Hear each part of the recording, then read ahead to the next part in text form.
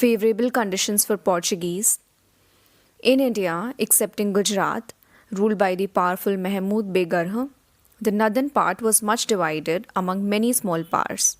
In the Deccan, the Bahmani kingdom was breaking up into smaller kingdoms. None of the powers had a navy worth its name, nor did they think of developing their naval strength.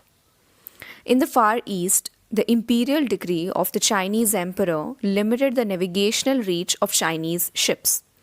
As regards the Arab merchants and ship owners, who until then dominated the Indian Ocean trade, they had nothing to match the organization and unity of the Portuguese. Moreover, the Portuguese had cannons placed on their ships. Portuguese state. The general tendency is to underestimate the Portuguese hold in India. However, the Estado de India, state of the Portuguese India, was in fact a larger element in Indian history than it is given credit for. Many of the coastal parts of India had come under Portuguese power within 50 years of Vasco da Gama's arrival. The Portuguese had occupied some 60 miles of coast around India, on the west coast from Mumbai to Daman and Diu to the approaches to Gujarat. They controlled a narrow tract with four important ports and hundreds of towns and villages. In the south, they had under them a chain of seaport fortresses and trading posts like Mangalore, Kannanur, Cochin, and Calicut. And though their power in Malabar was not consolidated, it was enough to ensure influence or control over the local rulers who held the spice growing land. The Portuguese established further military posts and settlements on the east coast at San Thome in Chennai and Nagapattam in Andhra. Towards the end of the 16th century, a wealthy settlement had grown at the Hooghly in West Bengal. Envoys and ambassadors were exchanged between Goa and many of the major kingdoms in India of the time. Treaties were signed between Goa and Deccan sultans in 1570, which were regularly renewed as long as their kingdoms lasted. The Portuguese always had a role to play in the successive battles for the balance of power between Vijayanagara and the Deccan sultans, between the Deccanese and the Mughals, and between the Mughals and the Marathas. Interestingly, the Portuguese, the first Europeans to come to India, were also the last to leave this land. It was 1961 before the government of India recaptured Goa, Daman and Diu from them. Portuguese administration in India. The head of the administration was the viceroy who served for 3 years, with his secretary and in later years a council. Next in importance came the Vidar the Fazenda, responsible for revenues and cargoes and dispatch of fleets. The fortresses from Africa to China were under captains, assisted by factors, whose power was increased by the difficulties of the communication and was too often used for personal ends. Religious policy of the Portuguese.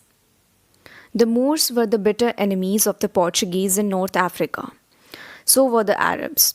Arriving in the East, the Portuguese brought with them the same zeal to promote Christianity and the wish to persecute all the Muslims. Intolerant towards Muslims, the Portuguese were initially quite tolerant towards the Hindus. However, over time, after the introduction of Inquisition in Goa, there was a change and Hindus were also persecuted. But, in spite of this intolerant behavior, the Jesuits made a good impression at the court of Akbar, mainly due to the Mughal emperor's interest in the questions of theology.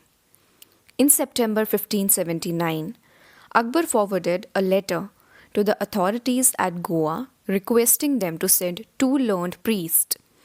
The church authorities in Goa eagerly accepted the invitation, seeing in it the chance to convert the emperor to Christianity and with him his court and the people. Jesuit Father Rodolfo Acquaviva and Antonio Monserrate were selected for the purpose. When they reached Fatehpur Sikri on February 28, 1580, they were received with honor. Acquaviva and Monserrate went back in 1583, belying the hopes the Portuguese entertained of Akbar's conversion to the Christian faith. The second mission called by Akbar in 1590 also ended on a similar note in 1592.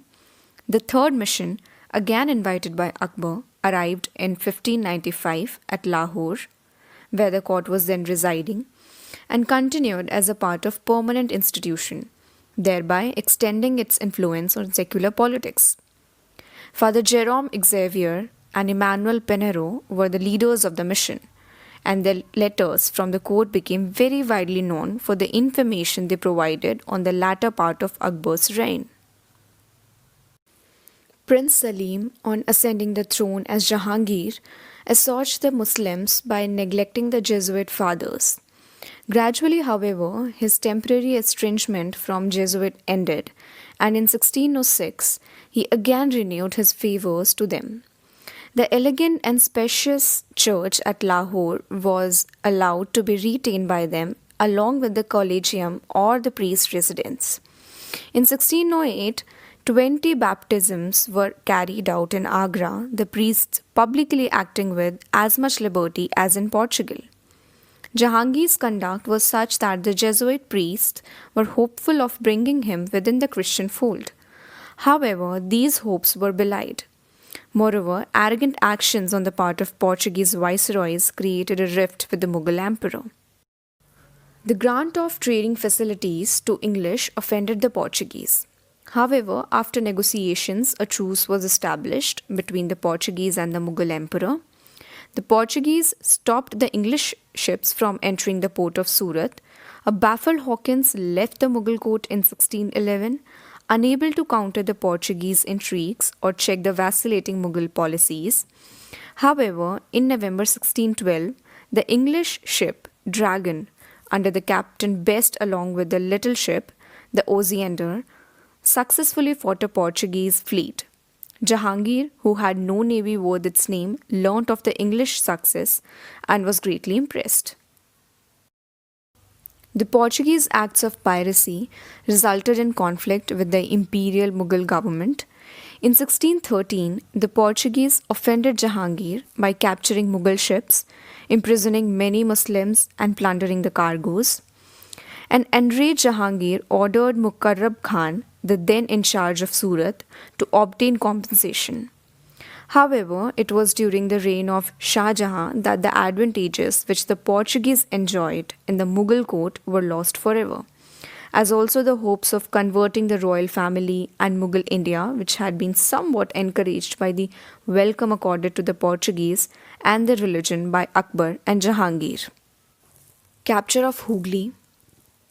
On the basis of an imperial farman circa 1579, the Portuguese had settled down on a river bank, which was a short distance from Sadgaon in Bengal, to carry on their trading activities. Over the years, they strengthened their position by constructing big buildings, which led to the migration of the trade from Sadgaon to new port known as Hooghly. They monopolized the manufacture of salt, built a custom house of their own, and started enforcing strictly the levy of duty on tobacco, which had become an important article of trade since its introduction at the beginning of the 17th century. The Portuguese not only made money as traders, but also started a cruel slave trade by purchasing or seizing Hindu and Muslim children, whom they brought up as Christians. In course of their nefarious activity, they seized 2 slave girls of Mumtaz Mahal. On June 24, 1632, the siege of Hooghly began, ending in its capture 3 months later. Shah Jahan ordered the Bengal governor, Qasim Khan, to take action against the Portuguese. A siege of Hooghly finally led to the Portuguese fleeing. The Mughals suffered a loss of 1,000 men, but also took 400 prisoners to Agra. The prisoners were offered the option to convert to Islam or become slaves. The persecution of Christians continued for some time, after which it died down gradually. Decline of the Portuguese. By the 18th century, the Portuguese in India lost their commercial influence, though some of them still carried on their trade in their individual capacity, and many took to piracy and robbery. This decline was brought about by several factors. The local advantages gained by the Portuguese in India were reduced with the emergence of powerful dynasties in Egypt, Persia, and North India, and the rise of the turbulent Marathas as their immediate neighbors. The Marathas captured Salsette and Bassein in 1739 from the Portuguese. The religious policies of the Portuguese, such as the activities of the Jesuits, gave rise to political fears. Their antagonism for the Muslim, apart the Portuguese policy of their conversion to Christianity, made Hindus also resentful. Their dishonest trade practices also evoked a strong reaction. The Portuguese earned notoriety as sea pirates. Their arrogance and violence brought them the animosity of the rulers of small states and the imperial Mughals as well. The discovery of Brazil diverted colonizing activities of Portugal to the west. View: the Portuguese entered India with the sword in one hand and the crucifix in the other. Finding much gold, they laid aside the crucifix to fill their pockets, and not being able to hold them up with one hand. They were grown so heavy they dropped the sword too. Being found in this posture by those who came after, they were easily overcome. By Alfonso de Souza, the Portuguese governor in India from 1542 to 45. The union of the two kingdoms of Spain and Portugal in 1580 to 81, dragging the smaller kingdoms into Spain's wars with England and Holland, badly affected Portuguese monopoly of trade in India. The earlier monopoly of the knowledge of the sea route to India, held by the Portuguese, could not remain a secret forever. Soon enough, the Dutch and the English, who were learning the skills of ocean navigation, also learnt of it. As new trading communities from Europe arrived in India, there began a fierce rivalry among them. In this struggle, the Portuguese had to give way to the more powerful and enterprising competitors. The Dutch and the English had greater resources and more compulsions to expand overseas, and they overcame the Portuguese resistance. One by one, the Portuguese possessions fell to its opponents. Goa, which remained with the Portuguese, had lost its importance as a port after the fall of Vijayanagara Empire, and soon it did not matter in whose possession it was. The spice trade came under the control of the Dutch, and the Goa was superseded by Brazil as the economic center of the overseas empire of Portugal. In 1683, after the two naval assaults, the Marathas invaded Goa. Significance of the Portuguese.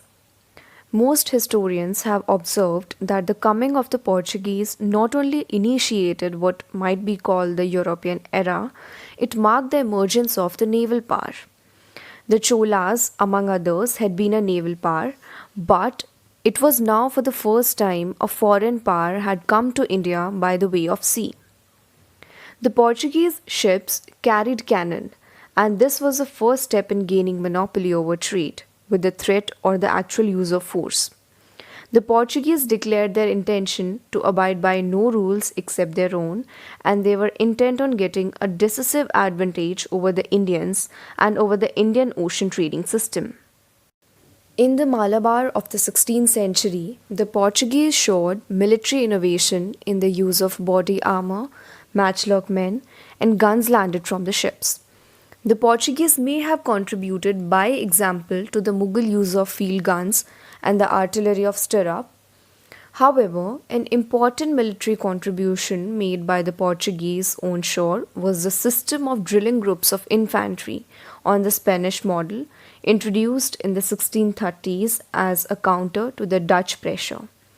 The practice was adopted first by the French and English and later taken up by the Marathas and Sikhs, and such armies of sepoys became new tools of empire in India. The Portuguese were masters of improved techniques at sea. Their multi-decked ships were heavily constructed, designed as they were to ride out Atlantic gales rather than run before the regular monsoons. This permitted them to carry a heavier armament. The use of castle prow and stern was a noteworthy method by which to repel or launch boarding parties. Indian builders adapted both to their own use. However, the Portuguese skill at organization, as in the creation of royal arsenals and dockyards, and the maintenance of a regular system of pilots and mapping and pitting state forces against private merchant shipping, was even more noteworthy. The Mughals and the Marathas may certainly have learned from the Portuguese, but the more certain heirs of this knowledge were other Europeans, especially the Dutch and the English in Asia. In India, the memory of religious persecution and cruelty detracts from other contributions made by the Portuguese in the cultural field. However, it cannot be forgotten that the missionaries and the church were also teachers and patrons in India of the arts of painter, carver, sculptor. As in music, they were the interpreters not just of Portuguese but of European art to India. The art of silversmith and goldsmith flourished at Goa, and the place became a center of elaborate filigree work, fretted foliage work, and metalwork embedded jewels. However, though the interior of the churches built under Portuguese have plenty of woodwork and sculpture, and sometimes painted ceilings, they were generally simple in their architectural plan. Portuguese rise and fall. 1498, arrival of Vasco da Gama at Calicut and his grand reception by the local king Zamarin. 1503, establishment of the first Portuguese fort at Cochin. 1505, establishment of the second Portuguese fort at Candanore. 1509, defeat of the combined fleet of Gujarat, Egypt, and Zamarin by the Portuguese governor Francisco Almeida. 1510, Alfonso Albuquerque, the Portuguese governor, captures Goa from Bijapur. 1530, declaration of Goa as the Portuguese capital. 1535, subjugation of Diu. 1559, the Portuguese capture Daman. 1596, ouster of the Portuguese by Dutch from the Southeast Asia. 1612, loss of Surat to the English. 1663, the Dutch win all the Portuguese forts on Malabar coast to oust the Portuguese from India.